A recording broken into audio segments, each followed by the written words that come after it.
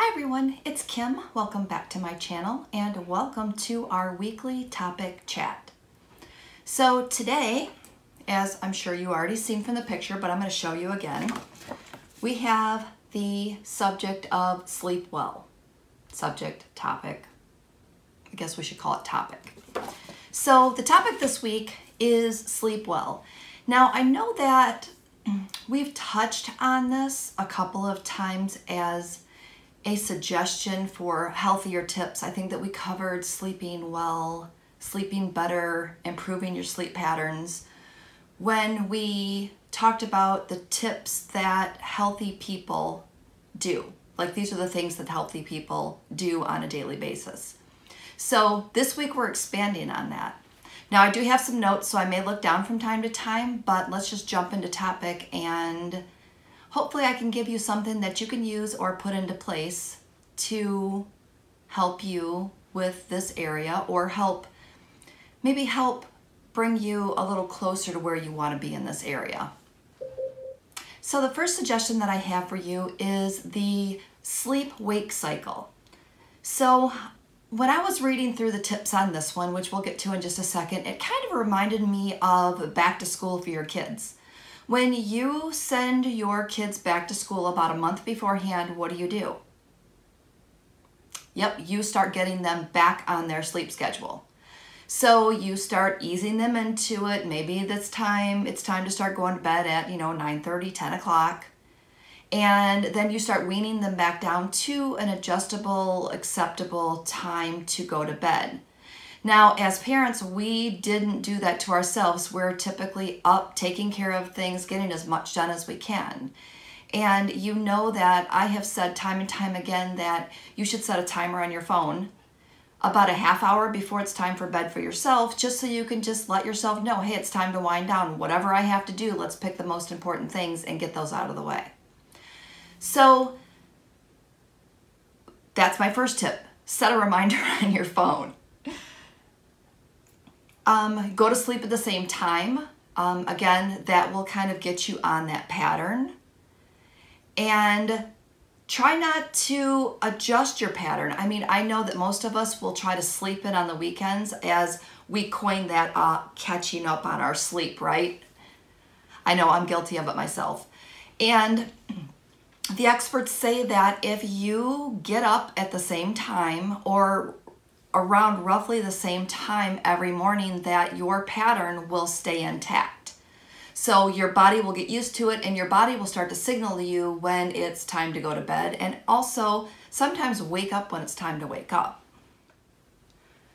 The next two tips are if you are a napper, which I am not. I don't know about, I'm sure some of you out there are like me, but when I try to take a nap, it makes me more tired and I'm done for the day. I don't bounce back. So it's not something that refreshes me. It's something that totally takes me down. But if you're a napper, try to limit your naps 15 to 20 minutes.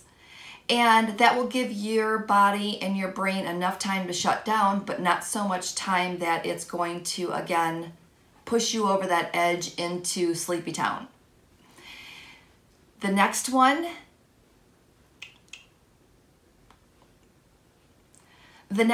is fight after dinner drowsiness. Now, I'm sure that everyone has experienced this. Especially it is November now.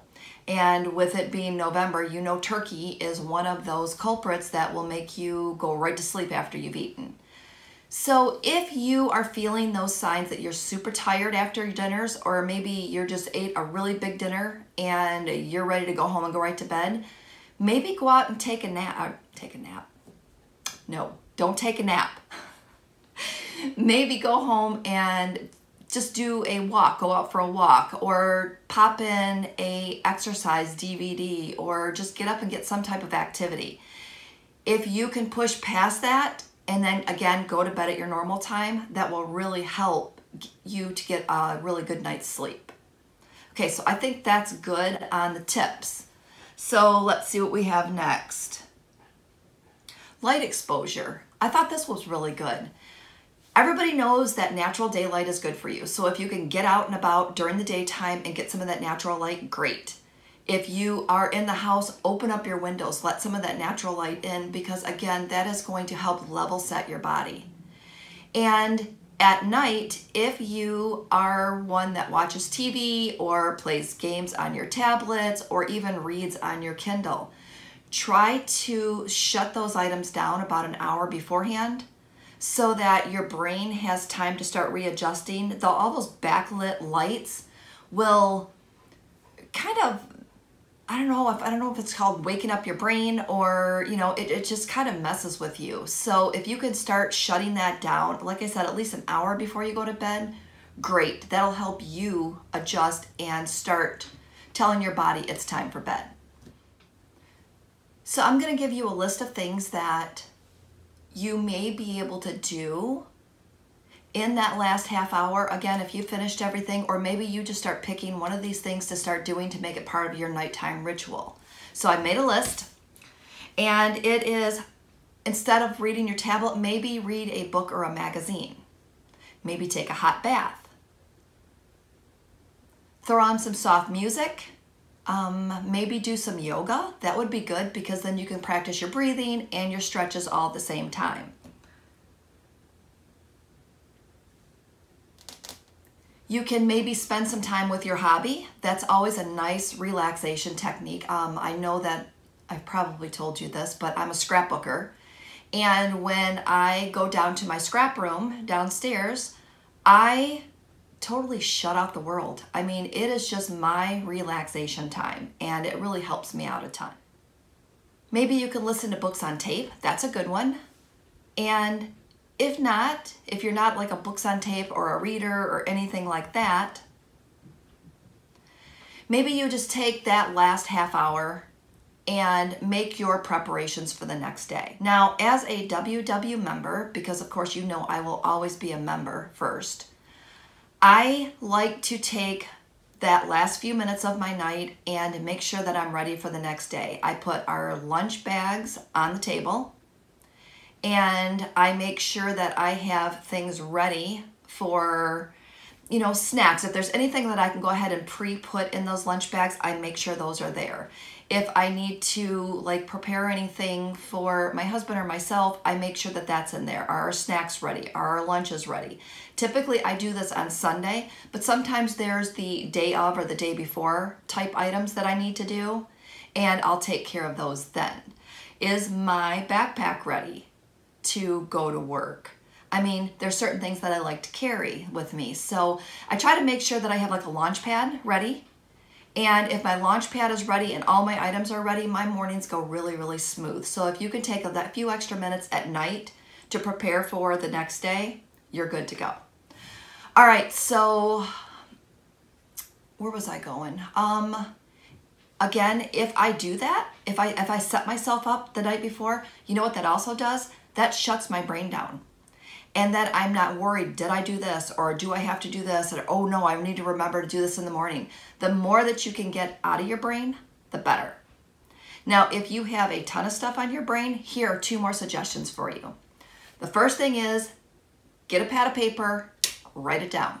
Just make a list. And the second thing that I want you to do is maybe write down a couple of things that you're grateful for. If you do that and you reflect on the things that you were grateful for that day, you are going to set yourself up for a nice, relaxing night's sleep because you've reflected on some of the things that make you happy. All right, with that said, I'm going to sign off of here. You know the drill. If you're not subscribed, please subscribe by clicking the subscribe button below. Click the notifications if you want to be notified of upcoming videos. And please, please like, comment, share if you think this will help somebody else. All right, signing off from here. Have a great day, and we'll see you next week for our next weekly topic. Bye.